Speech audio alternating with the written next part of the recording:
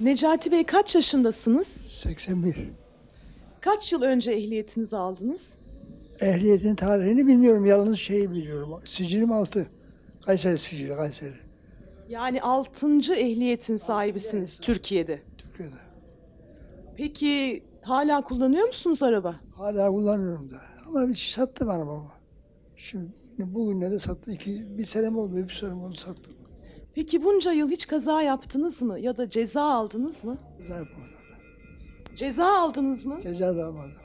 Peki nasıl başardınız bunu? Yavaş yavaş. Ağır ağır gittim ben. Dikkat ettim işte. Bu hata, başka bir şey yok. Peki sürücülere bir tavsiyeniz olabilir mi?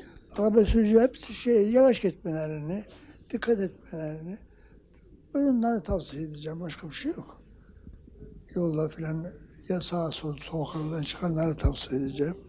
Bu kadar efendim. Teşekkür ederiz efendim.